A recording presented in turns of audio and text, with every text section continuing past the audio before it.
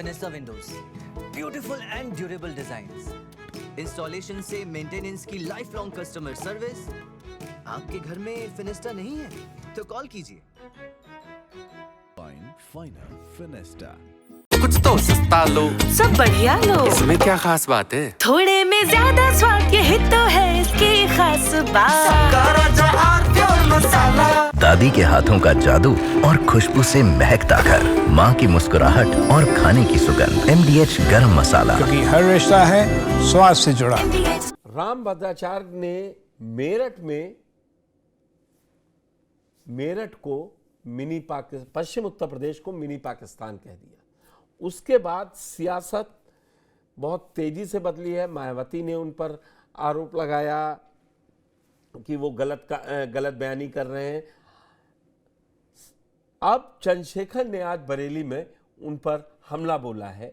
क्या चंद्रशेखर भाषा की मर्यादा को ज़्यादा निचले स्तर पर ले गए, या उनको पता है कि वो जिसको कहना चाह रहे हैं वहाँ पर इस तरीके का सियासी अटैक जरूरी हो जाता है? पहले चंद्रशेखर का बयान सुनिए, फिर मैं चर्चा करूंगा। मेरे साथ KP चौधरी जी हैं, दलित चिंतक हैं, उनसे समझूंगा कि क्या ये सेल्फ गोल है चंद्रशेखर का जो नगीना से सांसद हैं, या राजनीति में सब सही? उसी उत्तर प्रदेश को मुख्यमंत्री राम राज्य कहते हैं, और जगत गुरु जो आपने बताया, क्या नाम उनका, राम भद्राचार्य, उसे मिनी पाकिस्तान बताते हैं। और यही मेरठ में आपको याद दिला दूं, ये एक सबसे क्रांति धरा है। 1857 में गदर यहीं से शुरू हुआ। ये कोतवाल धन सिंह गुर्जर जी की धरती है, माता दीन वाल्मीकि की धरती है। जिस क्रांति से अंग्रेजों को के पैर जो है उखड़ गए, दुश्मन को भागना पड़ा, उस धरती के बारे में इस तरह के बयान देना, मैं इससे मेरा कड़ा विरोध है। हालांकि उनको लेके मैं ज्यादा कुछ नहीं कहना चाहता, मैं बस इतना ही कहना चाहता हूँ कि मैंने कई बार ये सुना है, जब व्यासपीठ से बैठ के कोई कथा करता है या प्रवचन करता है, कहते हैं कि भाई क्या लेके आए थे, क्या लेके जाओ, जो अच्छे कर्म इस जन्म में करोगे उसी का फल अगले जन्म में मिलेगा। तो राम भद्राचार्य जी को अगर आंख नहीं दी कुदरत ने, तो उन्होंने कितने बुरे कर्म पिछले जन्म में किए होंगे। और जिस तरह से उन्होंने लगातार ब्राह्मण समाज पर टिप्पणी की, क्या कहा उन्होंने, पाठक, चौबे, उपाध्याय, दीक्षित, ये नीच ब्राह्मण होते हैं। जिस तरह से ब्राह्मण समाज पे लगातार उन्होंने जो है इस तरह के आपत्तिजनक शब्द किए, किसान कमेरों पे, उनके नेताओं पे उन्होंने एक बार कहा था कि मरे मुलायम काशी राम, प्रेम से बोलो। जिस तरह दलित पिछड़ों का मजाक उड़ाते, ऐसे व्यक्ति को मैं संत नहीं मानता, ऐसे व्यक्ति को मैं पाखंडी मानता हूँ। मेरे साथ इस वक्त KP चौधरी जी दलित चिंतक हैं, वो जुड़ चुके हैं। उनसे इस पर जरा समझना चाहते हैं, पॉलिटिक्स ऑफ दलित जो वो इस समय चंद्रशेखर कर रहे हैं, वो सही ट्रैक पे है और उन्होंने सही मुद्दे को पकड़ा है। जैसे मेरठ को उन्होंने स्वतंत्रता सेनानी, क्योंकि 1857 का गदर की शुरुआत वहाँ से हुई थी, उसको उससे जोड़ा, मुख्यमंत्री के रामराज को बताया। तो एक तरीके से वो ये भी कर रहे थे। और दूसरा, जो राम भद्राचार्य बयान दे जा रहे हैं आरक्षण पर भी लेकर, उन्होंने TV9 से आरक्षण पर कहा कि गृह युद्ध जैसी स्थिति ला देगा अगर आरक्षण नहीं खत्म होता है। तो इन सब पर क्या है उनकी राय, मैं जानना चाहूँगा। KP चौधरी जी, आपका बहुत बहुत स्वागत है जी। धन्यवाद। क्या KP जी, आपको नहीं लगता है कि पहले मैं आपसे राम भद्राचार्य ने जो टिप्पणी की, एक तो मिनी पाकिस्तान बता दिया, उस पर तो सियासी उबाल है ही, दूसरा वो कह रहे हैं कि आरक्षण गृह युद्ध की स्थिति ला देगा और ब्राह्मणों के बच्चों के साथ अन्याय होगा। ये तो बीजेपी को फंसा भी रहे हैं और बीजेपी को निकाल भी रहे हैं, दोनों बयान अगर देखे जाए। जी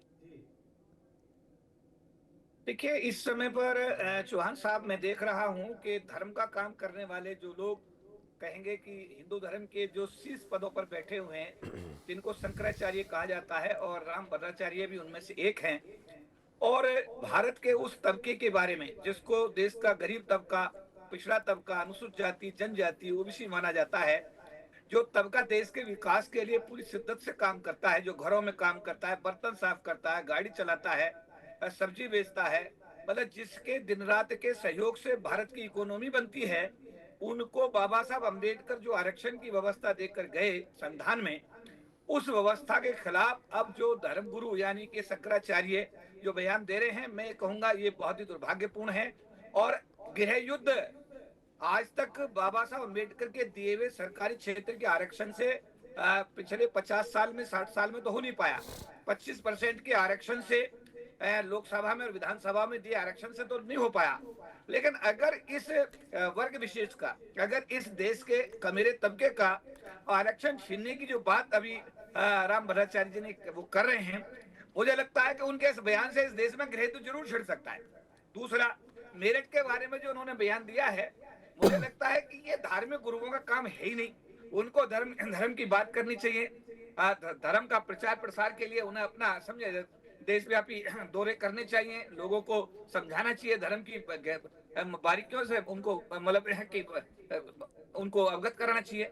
लेकिन ये जो धर्मगुरु हैं इस समय पर, चाहे कोई भी धर्मगुरु मैं देख रहा हूँ, किसी न किसी विषय को लेकर विवादास्पद बयान दे रहे हैं, और मुझे लगता है कि ये उनके हक में हो सकता है, या हिंदू धर्म के हक में भी हो सकता है, या भारतीय जनता पार्टी के हक में भी हो सकता है, लेकिन भारत राष्ट्र के हक में बिल्कुल नहीं है, बिल्कुल नहीं है, बिल्कुल नहीं है। आरक्षण देने से देश के अंदर कोई बवाल नहीं हुआ, बल्कि आरक्षण के खत्म होने से बवाल की संभावना जरूर बन सकती है। आपने बिल्कुल राम भद्राचार्य पे दो टूक आपने जो अपना विश्लेषण था दिया। जिस तरीके से नगीना के सांसद चंद्रशेखर ने अब उनको बताया कि भगवान ने उनको आंखें नहीं दी, इस तरीके की टिप्पणी करके वो क्या एक लाइन जो हिंदू मुसलमान वाली है उस लाइन को और धार नहीं दे जाते हैं। आप एक बहुसंख्यक के भाई वो जगत गुरु हैं, आप ये मानिए, गुरु को दोष नहीं होता है, और गुरु को कुछ कह देने पर दोष आपको जरूर लगता है। ये मानसिकता नहीं, ये कहते चली आ रही प्रथा है। तो फिर उनको कुछ शब्दों का चंद्रशेखर, क्या मायावती ने अटैक किया था राम भद्राचार्य पर, इसलिए चंद्रशेखर को लगा कि अभी तुरंत इस तरीके से काउंटर करें। देखिए चौहान साहब, राजनेता तो राजनेता है, मैं तो एक सोशल रिफॉर्मर हूं और अपने सोशल रिफॉर्म पे काम करता हूं, है ना।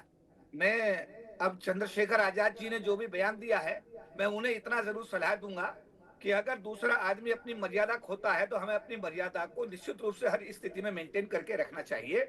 और ये नेचुरल जो उनके साथ जो त्रासदी है कि उनको कुदरत ने आंख नहीं दी है, ये हम सब के लिए उनके लिए सिंपैथेटिक होना चाहिए कि भाई वो तो खुद ही आंखों से नहीं देख पा रहे हैं। तो ऐसे बयान अगर दिए जाते हैं तो इसका मतलब हम टिट फॉर टैट करते हैं, उसकी शायद आवश्यकता नहीं है। बट साथ साथ मैं राम भद्राचार्य जी को भी अनुरोध करना चाहूंगा कि उन्हें भी ऐसे बयानों से बचना चाहिए जिससे कि उनके ही खिलाफ देश के अंदर एक माहौल खड़ा हो और उनके ही मतलब विचारों के बाद में देश के अंदर एक अराजकता का अगर माहौल बनता है तो मुझे लगता है, अगर देखिए जैसे चंद्रशेखर आजाद जी ने रिएक्शन दिया, बहन कुमारी मायावती जी ने अपना रिएक्शन दिया, ऐसा रिएक्शन समाज में अगर आप चाहेंगे तो चौहान साहब पूरे समाज में ऐसा रिएक्शन है इन धर्म गुरुओं के बारे में जो इस तरह के बयान दे रहे हैं। और मेरा तो ये कहना है कि राष्ट्र हित में धर्म गुरुओं को धर्म की बात करनी चाहिए, ऐसे विवादास्पद बयान देने से उन्हें हर हालत में बचना चाहिए जिससे देश का माहौल खराब हो।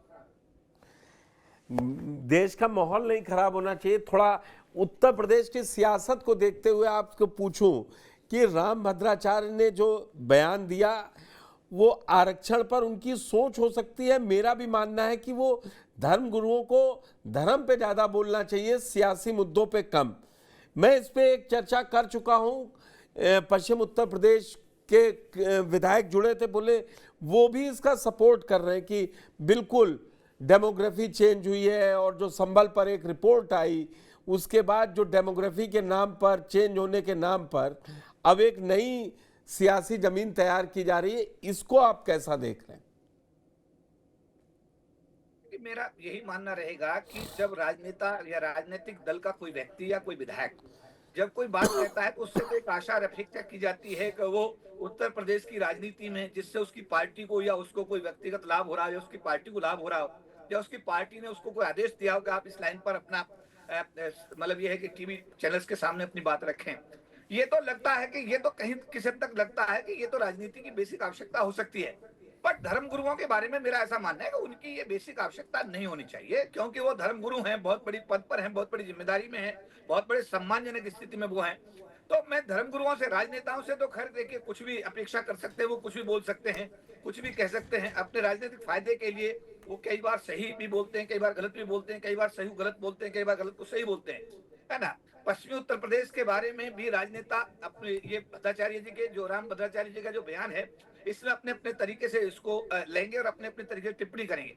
पर मेरा यही कहना था कि आरक्षण के विषय में, देश के गरीब तबके, अनुसूचित जाति जनजाति के विषय में, या ऐसा कोई भी बयान जो देश में माहौल खराब करे, धर्म गुरुओं को उससे निश्चित रूप से बचना चाहिए। उसे निश्चित रूप से बहुत बड़ा कद है।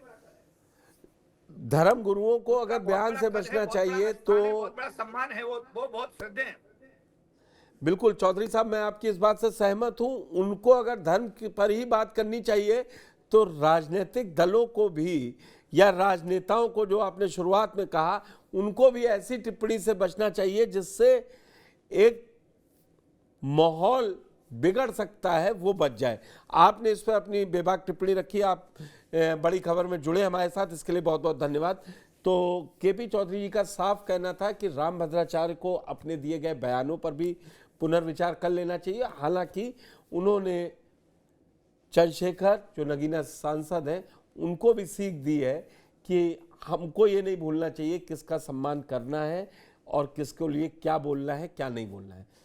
Finista windows, beautiful and durable designs, installation से मेंटेनेंस की लाइफ लॉन्ग कस्टमर सर्विस। आपके घर में फिनिस्टा नहीं है तो कॉल कीजिए। Fine Finer Finesta. थोड़े में ज्यादा स्वाद, यही तो है इसकी खास बात। वाओ मम्मा, क्या स्वाद है। अरे मेरी राजा, ये है सीक्रेट रेसिपी MDH का जीरा सिर्फ जलजीरा मसाला।